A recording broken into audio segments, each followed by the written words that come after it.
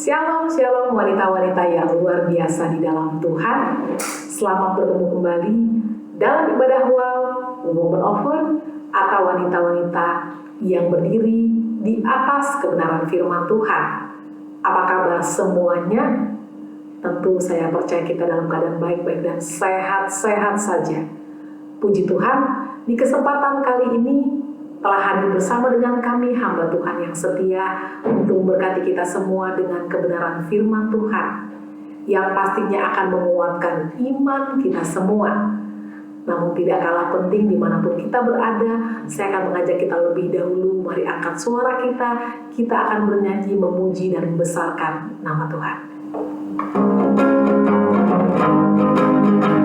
Besar dan perkasa Allah kita, besar dan setia, besar dan perkasa Allah kita, besar dan setia. Angkatlah panjimu dan suaramu, puji Sang Raja. Besar dan perkasa Allah kita, besar dan setia, besar dan perkasa Allah kita, besar dan setia. Jatuh cinta padanya, tambah dan dalam lagi. Jatuh cinta padanya, tambah dan dalam lagi. Yesus indah dan indahlah, semakin indah. Oh cintanya antara Allah dan aku. Oh jatuh cinta padanya, tambah dan dalam lagi. Hanya Yesus, hanya Yesus, hanya Yesus, pujaanku. Hanya Yesus, hanya Yesus, hanya Yesus, ya Allahku. Hanya Yesus, hanya Yesus, hanya Yesus, ya Rajaku. Hanya Yesus, oh hanya Yesus, kekasihku. Hanya Yesus, oh hanya Yesus, kekasihku.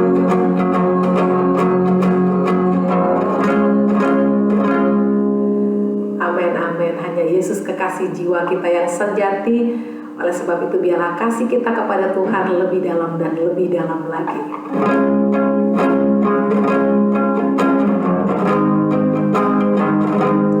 Yesus kau kebenaran yang menyelamatkanku. Kau memberikanku hidup dan pengharapan.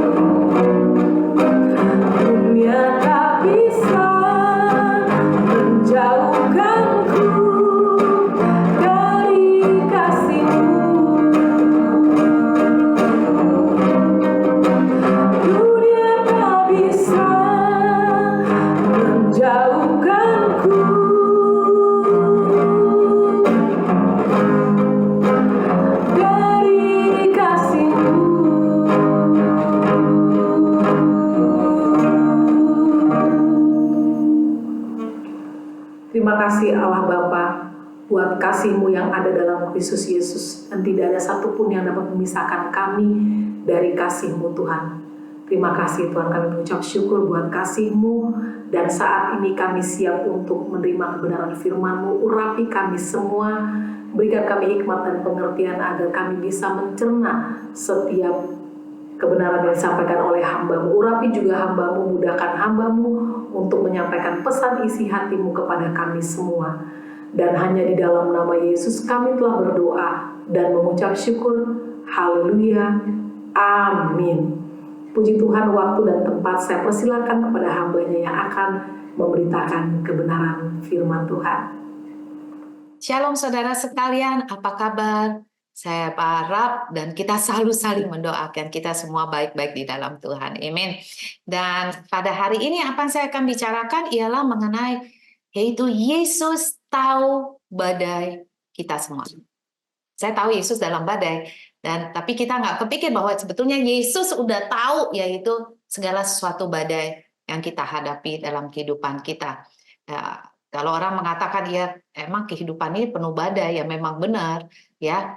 Kita tahu ada badai-badai yang kita nggak bisa hindari, yaitu seperti umpamanya gempa bumi lah, gunung meletus, tornado, COVID-19, terus itu masih banyak badai-badai sih yang kita akan hadapi. Dan hal itu memang menimbulkan yaitu stres, menimbulkan ketakutan dan segala sesuatunya. Dan kita tahu nggak sepenuhnya apa kayak banjir, kita nggak bisa hindari ya. Dan kita nggak tahu berapa lama badai itu berlangsung. Kadang-kadang ya itu berlangsung cepat, kadang-kadang lama banget, kayaknya nggak udah-udah. Ya, tetapi dan kita juga tahu badai itu banyak merusak. Tapi satu hal yang kita tahu yaitu bahwa kita ada Yesus. Memang benar ya, kadang mengatakan ya karena kesalahanmu sendiri sih ya memang benar. Ada beberapa badai yaitu karena kesalahan kita sendiri. Dan juga tapi apa yang saya bicarakan bagaimana yaitu menghadapi badai-badai yang yaitu kalau saya boleh katakan kesalahan kita sendiri ataupun bukan kesalahan kita, yaitu tapi Tuhan itu tahu di dalam segala sesuatunya. Dan saya nggak akan buang waktu lagi, saya akan yaitu bacakan mengenai yaitu Matius 14 ayat 22, dan saya tahu yaitu ini nggak asing bagi saudara, tapi ada banyak hal yang kita bisa pelajari dari ayat yang sederhana ini yang sebetulnya dari kalau apalagi saudara kalau yang udah Kristen banyak didengar yaitu di gereja pelajaran apalagi dari sekolah minggu ya. Dikatakan di Matius 14 ayat 22, sesudah itu Yesus segera memerintahkan murid-muridnya naik ke perahu dan mendahulunya ke seberang. Sementara itu ia menyuruh orang banyak pulang. Hanya murid-muridnya yang pergi ya. Dan setelah orang banyak itu disuruhnya pulang, Yesus naik ke atas bukit untuk berdoa seorang diri. Ketika hari sudah malam, ia sendirian di situ. Perahu murid-muridnya sudah berada beberapa mil jauhnya, ya, dari pantai dan diombang-ambingkan gelombang karena angin sakal. Jadi ada 3 hal yang sederhana, yaitu tapi ada 3 hal yang kita akan pelajari pada saat ini mengenai badai, Tuhan, dan manusia. Kalau kita lihat mengenai badai, yaitu seperti yang saya katakan, yaitu kita nggak dapat mengendalikannya, benar nggak ya? Siapa yang dapat mengendalikan tsunami? Nggak ada. Siapa yang dapat mengendalikan tornado? Nggak ada. Siapa yang dapat mengendalikan gunung Merapi meletus? Nggak ada. Siapa yang bisa mengendalikan COVID-19? Nggak ada. Ya, maka firman Tuhan dikatakan yaitu hujan turun di atas siapa saja. Hujan itu turun yaitu di atas orang yang tua, di atas orang yang muda, laki-laki, perempuan, kaya, miskin. Kalau hujan turun ya turun aja, udah, benar nggak? Jadi artinya yaitu kalau kita lihat sebetulnya kita nggak ada kuasa di atas ya keadaan dunia ini, alam ini kita nggak ada kuasa. Hanya Tuhan pencipta lah yang memiliki kuasa untuk mengubah segala sesuatu. Nggak ada kuasa untuk mengubah yaitu musim salju menjadi musim panas, kan Tuhan yang mengubah. Atau musim hujan menjadi musim kering, hanya Tuhan yang dapat mengubah. Benar nggak? Jadi kalau kita lihat yaitu tidak ada yaitu manusia dapat mengemudikan yaitu keadaan alam ini. Ya, roda kemudi itu tidak dipegang oleh manusia sama sekali. Ya, badai itu tidak dipegang oleh manusia sama sekali. Sekali lagi seperti saya katakan, hanya Tuhan yang berkuasa atas badai-badai tersebut. Ya, kita tidak kita tidak dapat mempengaruhi yaitu identitas badai, atau kita tidak dapat mengetahui ke arah mana badai itu bertiup, atau kita tidak tahu yaitu sifat badai, yaitu kita nggak tahu COVID itu bakal berapa lama, nggak ada satu manusia pun tahu, benar nggak? Atau berapa lama yaitu tornado tersebut, nggak ada satu manusia pun tahu.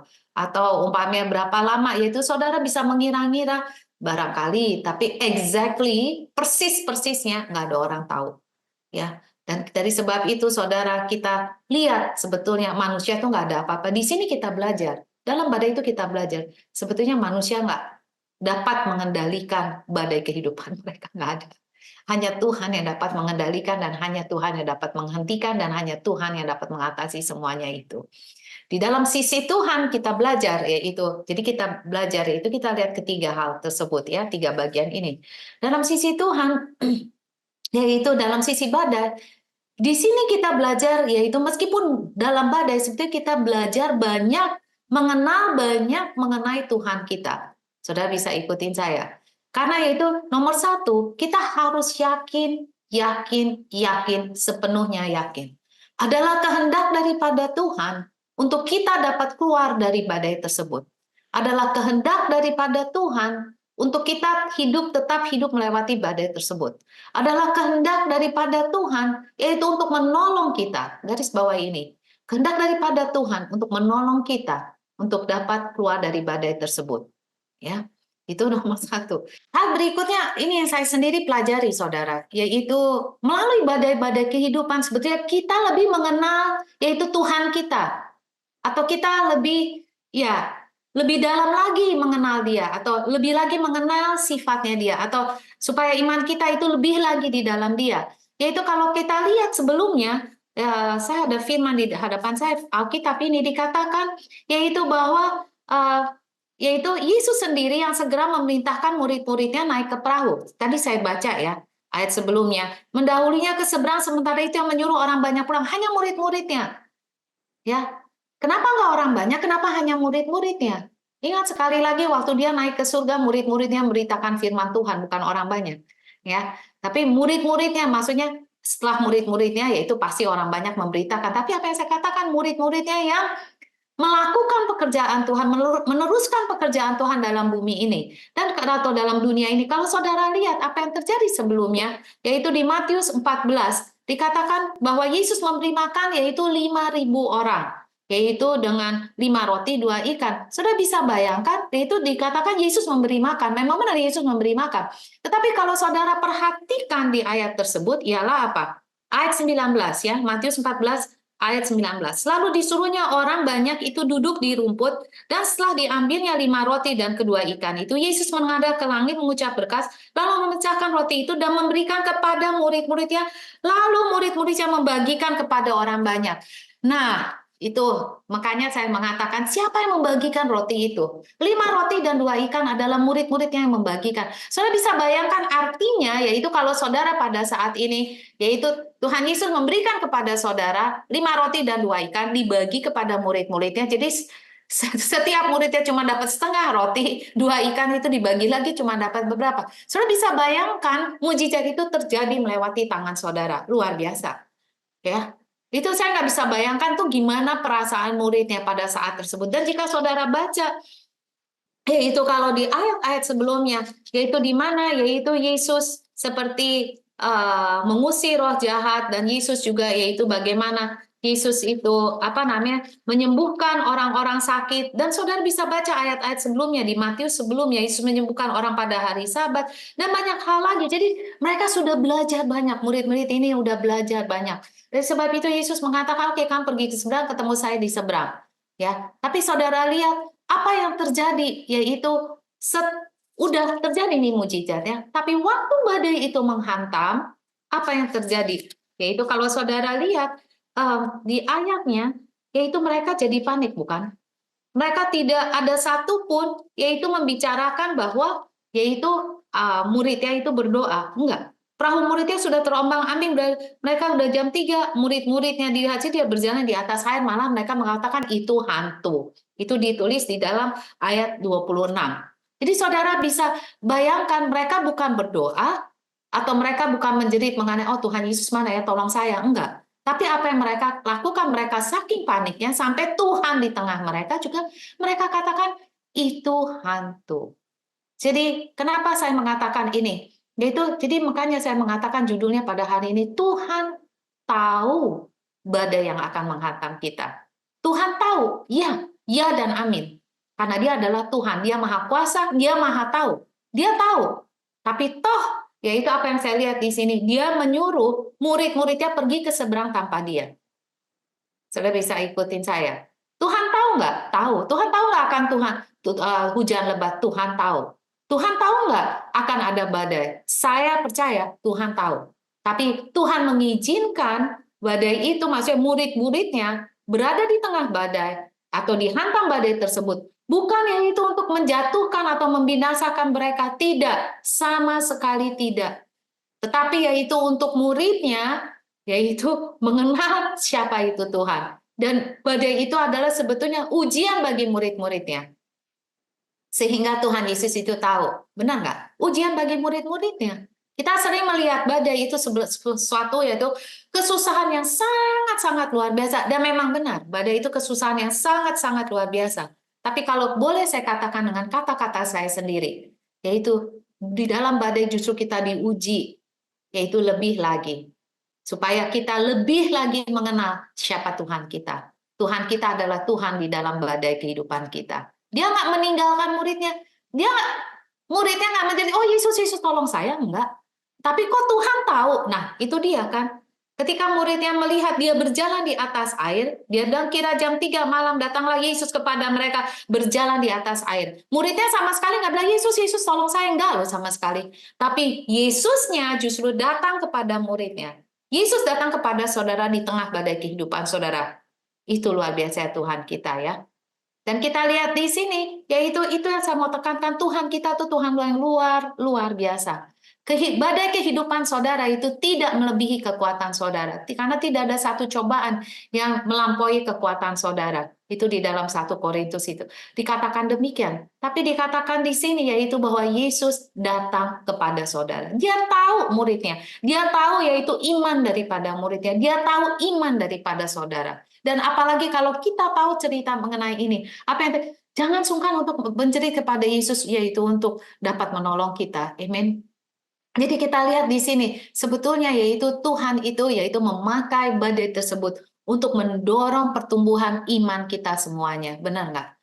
Ya, karena kalau saudara lihat di sini, saya akan bacakan lebih lagi, yaitu waktu mereka mengatakan, tenanglah, terus segitu dia dikatakan itu hantu lalu berteriak karena takut, tapi segera Yesus berkata kepada mereka, yaitu tenanglah aku ini jangan takut. Tuhan Yesus selalu mengatakan.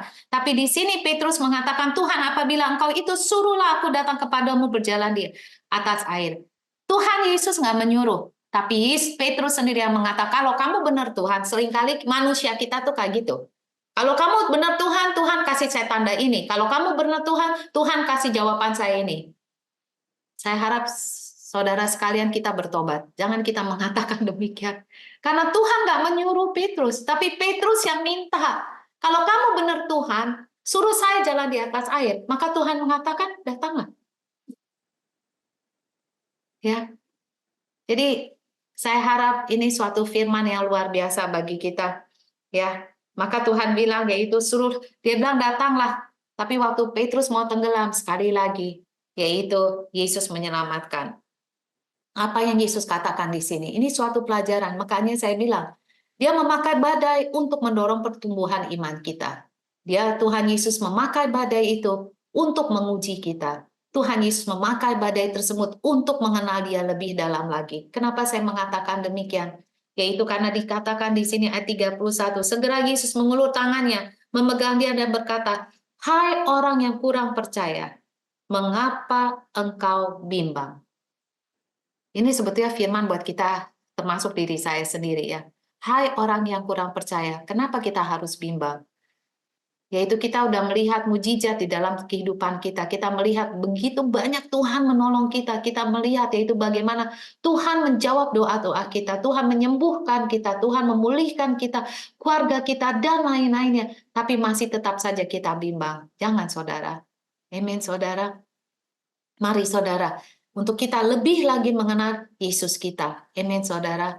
Hal berikutnya dikatakan Tuhan memakai memakai badai tersebut untuk mendorong pertumbuhan daripada iman kita. Karena dia mau dia mau kita itu benar-benar, iman kita itu benar-benar kokoh, iman kita itu benar-benar teguh di dalam dia dan firman-Nya. Sama seperti saya katakan, orang-orang lain disuruh pulang, hanya 12 muridnya yang mengikuti dia.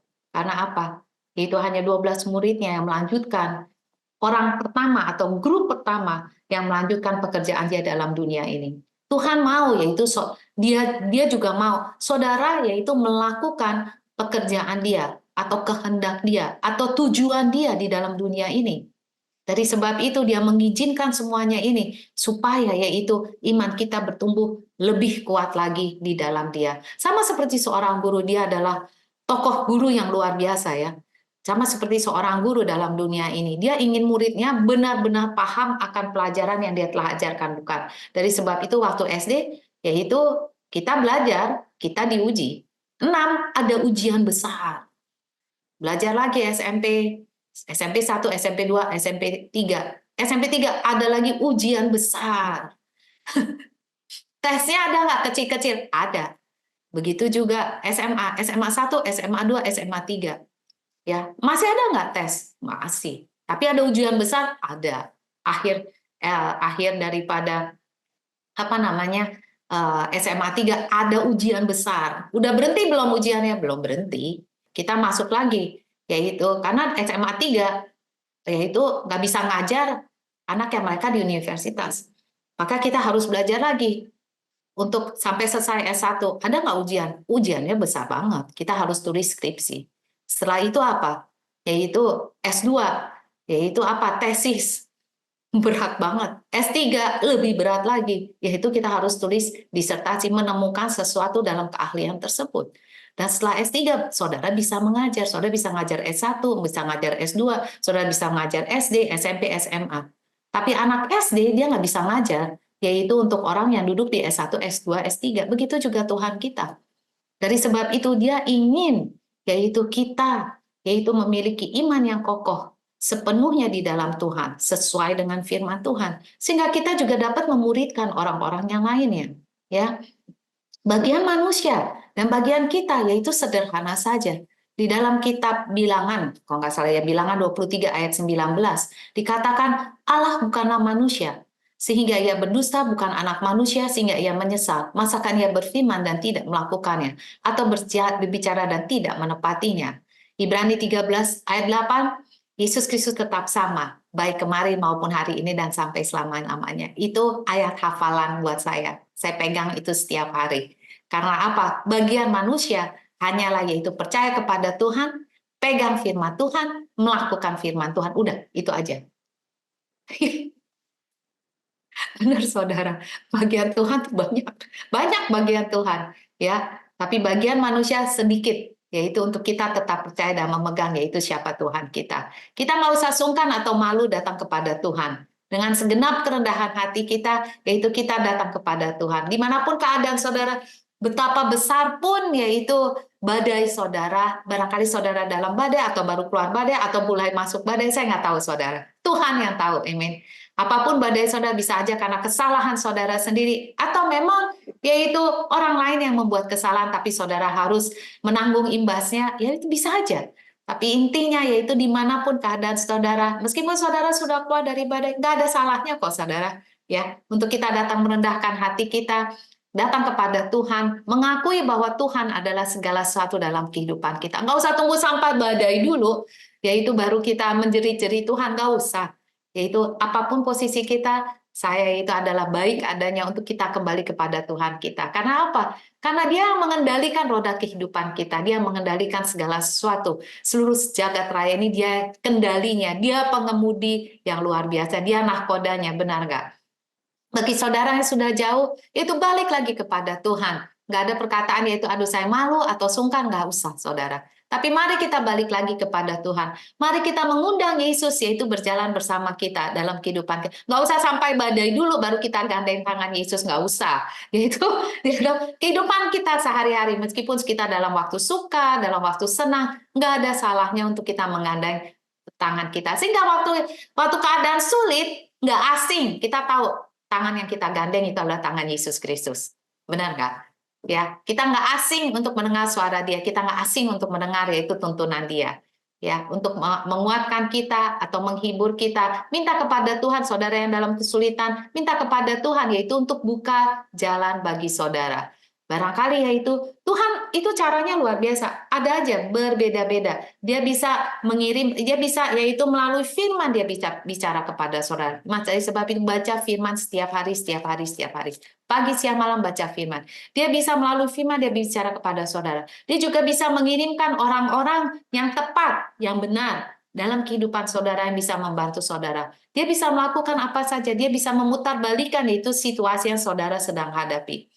Ya, saya ada suatu kesaksian, dia bilang kayak gini, aduh, waktu itu dia bilang rumahnya udah jelek, apa segala suatu satu hari kelak orang itu bisa bersaksi kepada saudara.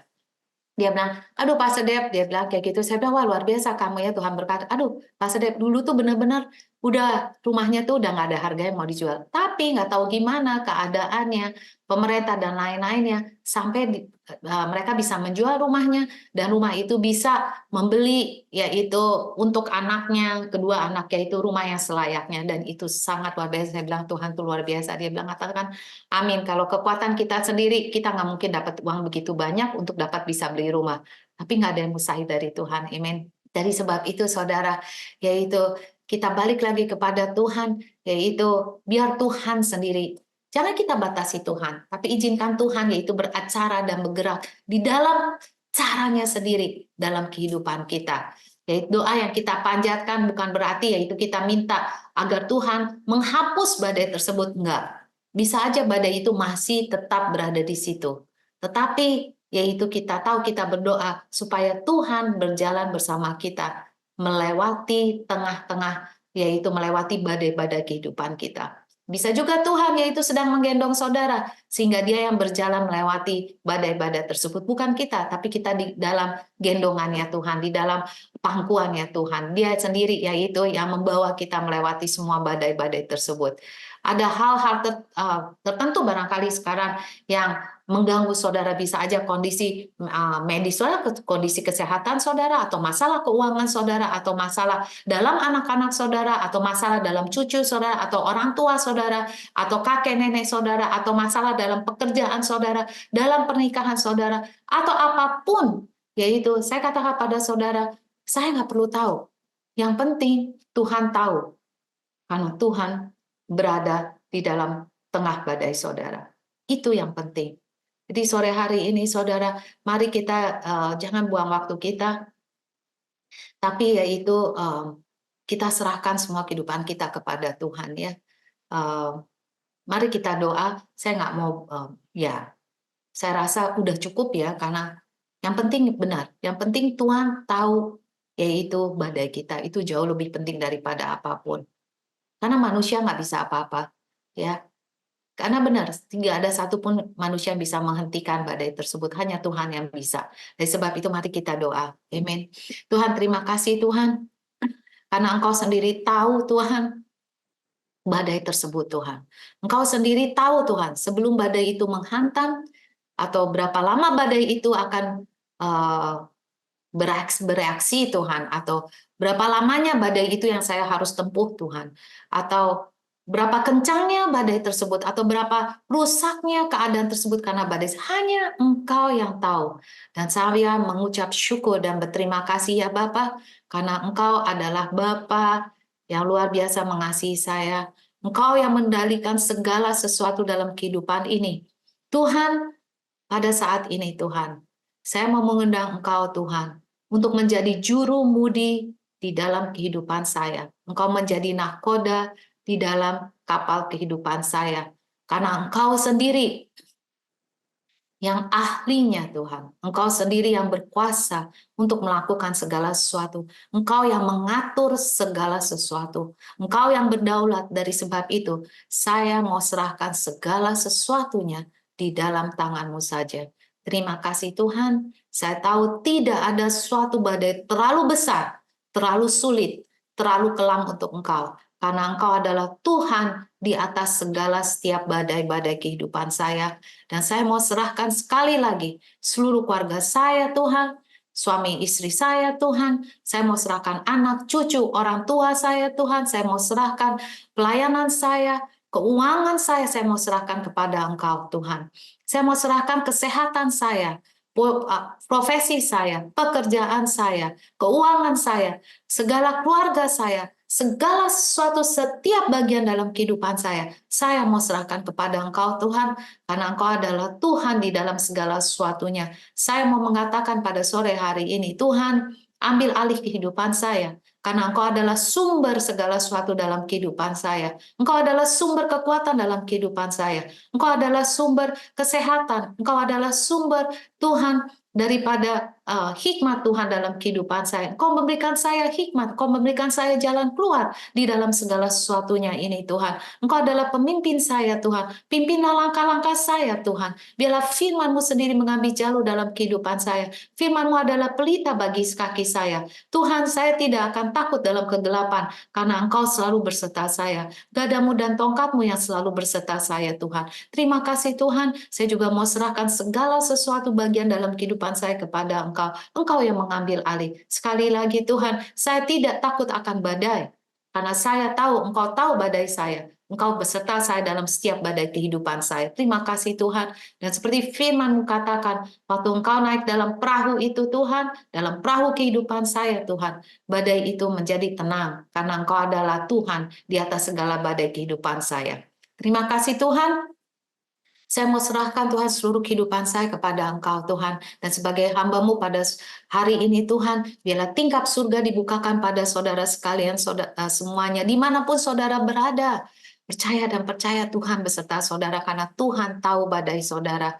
Biarlah tingkap surga itu dibukakan, dan Tuhan sendiri yang mencurahkan berkat rohani dan jasmani. Dan biarlah Tuhan sendiri yang melingkupi saudara sekalian semua dengan kasih-Nya, dengan damai sejahteranya, dengan kekuatan dan kesehatan, dan juga dengan kuasa yang luar biasa terjadi dalam kehidupan saudara, yaitu biarlah saudara bisa tenang, damai dalam Dia, tenang menghadapi badai-badai karena Tuhan yaitu beserta saudara. Terima kasih Tuhan Yesus, biarlah pernyataan daripada Allah Bapa, Allah Anak, dan Allah Roh Kudus selalu menyertai saudara sekalian semua sampai Maranatha. Di dalam nama Tuhan Yesus, kami semua yang percaya mengatakan amin. Tuhan Yesus memberkati saudara sekalian semuanya. Ingat dan ingat, Tuhan Yesus sangat-sangat mengasihi saudara. Jika saudara dalam badai, jangan lupa Tuhan tahu dan Tuhan beserta saudara. Ingat, Yesus yang datang kepada perahu mereka. Nah, apalagi kita yang tahu, yaitu firman Tuhan, kita berseru pada Yesus, pasti Dia datang menghampiri, yaitu kapal kehidupan kita, dan bersama Dia kita dapat melewati segala badai tersebut. Tuhan Yesus memberkati, maju terus bersama Yesus, pantang mundur, terus kuat di dalam Yesus. Tuhan Yesus memberkati.